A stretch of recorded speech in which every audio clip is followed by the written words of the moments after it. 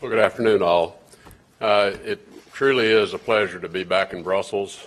Someone reminded me this is my 7th trip to Europe already this year, but it is great to be back. I had a great visit with our tri-mission here in Brussels. These are the people who represent America's interest here at Nato, but with the EU and here in Brussels as well. Really working hard, and had a chance to meet their newest member of their family, a 2-week-old son that was born to one of our folks that's located here from the U.S.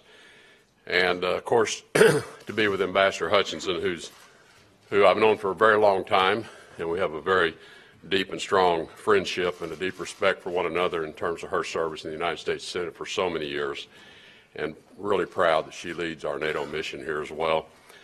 The United States, obviously, I think, has affirmed now on multiple occasions our support for NATO's mission. We know that the security NATO provides protects Western democratic principles, protects our right to live in freedom. To that end, the United States is eager for our NATO allies to exert their sovereignty and take on greater responsibility for our shared deterrence and our defense burden. I think as each of us contributes, the better we will be able to deter and defend against the threats on Europe's frontiers, which also can become threats for America. We do commend the many countries that have made additional commitments and greater contributions. This year, Romania joined the United States, Greece, Estonia, the United Kingdom, and Poland as 6 allies that spend at least 2% of their GDP on defense. And 2 more allies, Latvia and Lithuania, will join that club in 2018. We expect 26 allies will increase their defense spending budgets this year, and 5 more NATO allies have put plans in place to achieve the 2% objective by 2024. Increased spending, however, is not enough. It's really about increasing capabilities, and we spent a lot of time in the sessions here at NATO over the last day and a half talking about that. You know, it's interesting, since NATO was formed, the single largest cause of loss of lives within NATO from threats has been terrorism. And I think President Trump, as all of you well know, has made it clear that stopping terrorism must be a growing focus of attention for NATO, and we had just completed a session on the subject. Yesterday we discussed how to further leverage the action plan to strengthen the Allies' resilience against terrorist attacks, and in particular to build upon NATO's already longstanding commitments in Iraq and Afghanistan, increase their cooperation, as the President has announced his new South Asia strategy. We appreciate NATO members' commitments to the United States' effort to defeat ISIS globally, as well as our other counterterrorism efforts. The original mission of NATO obviously is still relevant. We've been clear with Russia that we cannot return to business as usual in the NATO-Russia relations as long as Russia continues its illegal occupation of Ukraine, and Russia's continued use of hybrid warfare seeks to undermine Western institutions, and this stands as a significant obstacle to normalizing our relations as well. Russia's aggression in Ukraine remains the biggest threat to European security and demands continued transatlantic unity in confronting that threat. Our NATO allies stand firm in our support of Ukraine's sovereignty and their territorial integrity. We do not accept Russia's efforts to change the internationally recognized borders of Ukraine or recognize Russia's illegal occupation of Crimea. Earlier this morning, we also had a productive discussion with Georgian Foreign Minister Janalizee.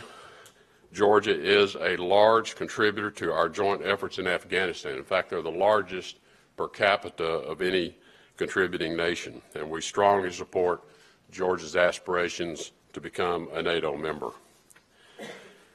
Looking ahead to our final session, which will be over lunch today, the United States does support NATO's open door policy and our commitment that any Europe-Atlantic country that wishes to join the alliance and meets the requirements to do so should be allowed to do so, and no third party should have anything to say about that pursuit of NATO membership. As we've done for decades, the United States will continue to maintain our straightforward, ironclad commitment to Article 5 We will continue to work for the common defense and the preservation of peace called for in the NATO Charter, and do so with confidence that our allies will continue to do the same. Thank you. Happy to take questions. Mr. Secretary, it's time for a few questions. Josh Laderman, AP. Thank you, Mr. Secretary. On several occasions, thank you. On several occasions, the President has publicly undermined your diplomatic efforts. In recent days, White House officials have said that you're going to be pushed out. And these are not media inventions. These are coming from the White House. Many Americans see these efforts as humiliating to you. You've had an illustrious career. Why do you put up with it? Why don't you quit? You know, this is a narrative that keeps coming up about every 6 weeks. And I would say y'all need to get some new sources, because your story keeps being wrong. Terry Schultz from Deutsche Welle, right there in the middle. Hi, over here. Yesterday, the German foreign minister arrived at the meeting saying that there was an increasing divide between the U.S. and Europe, that Europe needs to take more of its responsibility, which is not just the funding question, and that the transatlanticism was suffering. So I'm interested particularly in whether you heard that in your meetings with allies. You had a meeting with them on Iran yesterday, and did they express as strongly as we hear them differences with the administration on Iran policy? Well, I heard Foreign Minister Gabriel's statement, and Sigmar and I have become quite close. I think I've probably met with him as many times and had as many telephone conversations as any of my counterparts. And look, Germany's going through a very difficult political process right now. Sigmar's part of that. And I don't want to say anything that's going to suggest any leanings one way or another. In terms of the support that we've received in our talks around our approach to Iran and in our Quad meeting yesterday, it was a very productive meeting. We share a common view of the threat that Iran poses in terms of its destabilizing activities in the Middle East region, most particularly in Yemen and in Syria, its support for terrorist organizations like Hezbollah, its export of lethal weapons, including rockets and missiles, and that we're all very concerned about how to address that issue. And that was the discussions that we held in our Quad meeting yesterday. It was very productive discussions. Dave Clark from AFP. Thank you very much. Much of the world is holding its breath as President Trump declares Jerusalem the capital of Israel. Major European allies are saying it's wrong-headed, and Middle Eastern partners, and even some in your own department, are warning of potential violence and unrest. Is this part of a thought-out strategy to improve peace prospects, or is President Trump just fulfilling a campaign promise? And how can you claim to be a neutral broker in the Middle East conflict? Well, I want to be respectful that the President has not been allowed to address this issue himself, which he will be doing later today, as you know, with a speech that he'll be giving. So I don't want to go too far in terms of getting ahead of his speech. What I would encourage people to do is a couple of things. First, listen carefully to the entirety of the speech, listen to the full content of the speech. The President's very committed to the Middle East peace process. He has a team that he put in place almost immediately upon entering the White House. That team has been working very diligently on new approaches to the peace process.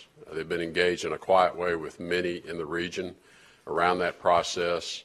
They've shared it with me so that I could give them my steer on certain elements of the process, give them guidance on areas that I thought would be challenging to address, and they've gone off, they've done the hard work to try to address those.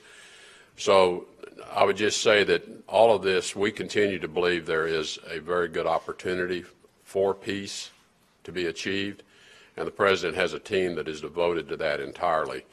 And I would, with respect to the decision on Jerusalem, I really would leave that until you hear the President's full statement on that. Julian Barnes of the Wall Street Journal. Mr. Secretary, Julian Barnes, Wall Street Journal. Ukraine, is the peacekeeping proposal by Russia real? Is there a possibility to negotiate something that would the United States could support, that would put peacekeepers on the border, restore control to Ukraine? And related, do you support expanding Russia-NATO dialogue, or is the current sort of high-level NATO-Russia councils the right track to be on? We've been engaged with the Russians now for some time through, as you know, I appointed Ambassador Volker to be our point of contact with the Russians on finding a way to break the logjam on Ukraine. We've prioritized ending the violence as our first priority, and we think to do that we need to put a peacekeeping force in place. Russia has long resisted a peacekeeping force, but they have agreed now. And as you point out, they put the first proposal forward for peacekeepers. I think it's significant that we're talking about the right thing. We have a significant difference between the mandate that a peacekeeping force would be given and the scope of their mandate, and that's what we continue in conversations with the Russians as to the peacekeeping force. We hope we can close those gaps. We think it's vitally important to stop the violence in East Ukraine. People are still dying every day from that violence, and that's our objective, is to stop the killing, stop the violence, and then we still have a lot of work to do to address all elements of the Minsk Accord, and including the government in Kiev has significant work to do as well. But this is a process that's ongoing, and the peacekeeping and stopping the violence was our first and foremost objective. With respect to dialogue with Russia, we had a lot of discussion during this NATO meeting, and in particular around dinner last night, over what is the proper engagement with Russia. And I think there is broad consensus among all the NATO members that there is no normalization of dialogue with Russia today.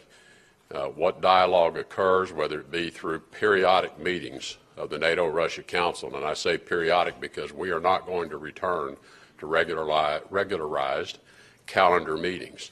If there is a reason to meet, if there is a dialogue with a result expected, then we should meet, and we support dialogue to produce results. But having dialogue just to be talking and trying to regularize or renormalize this relationship cannot be undertaken until some of these actions that I've addressed, in particular Ukraine, hybrid warfare, until Russia begins to address those actions which we find not just unacceptable but intolerable. So I think we do support dialogue when there is a purpose, when there's a substance, when there's a result that we're attempting to achieve. Carol Morello, Washington Post. Mr. Secretary, you've often said that you start every meeting every day asking about the safety of diplomats abroad. It's been more than a year now since your diplomats started coming under attack in Cuba, and you have still not put forward publicly a single piece of evidence.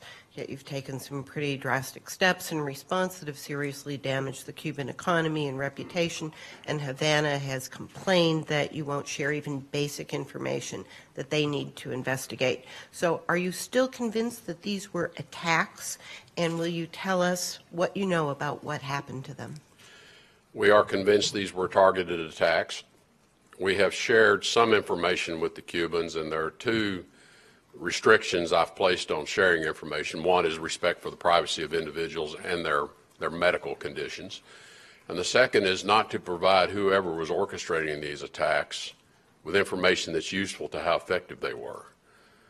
What we've said to the Cubans is, small island, you got a sophisticated security apparatus, you probably know who's doing it, you can stop it. It's as simple as that. So that's what we've asked the Cubans. We understand the Cubans don't like the actions we've taken. We don't like our diplomats being targeted. Essia Bouguera, Asaba. Thank you, Secretary. I'm Asia from Tunisia. My question is related to the, does the U.S. Secretary still believe that the two-state solution is still available or still present in your priorities? But the second one concerning the meeting of President Putin and President Bashar al-Assad. What role has the Syrian regime right now in the coming negotiation in the future about Syria? Thank you. With respect to anything related to Jerusalem, I really would like to let the President make his statement before I comment. So we'll be happy to comment later today or tomorrow after he's had an opportunity to lay out the full contours of the decision he's made. With respect to the Syrian regime and Bashar al-Assad's role in the peace discussions in Geneva, and this is a process that will follow the UN Security Council Resolution 2254, we have said to the Russians, it is important that the Syrian regime be at the table and be part of these negotiations and part of the discussion. We think it's important that as long as Bashar al-Assad is still the leader of that regime, that he be directly engaged in these discussions and negotiations. We have left it to the Russians to deliver them to the table. And we did have a delegation from the Syrian regime attended the first week of the talks that have resumed in Geneva. We hope that they will return to those discussions. These talks have a process, as you know, that lays out the development of a new constitution that moves towards an election process where all Syrians will have an opportunity to voice their views on the future of Syria, including all Syrian diaspora that may have had to leave the country due to the violence. This is all as is called for under the UN Security Council resolution. Thank you very much. Thank you.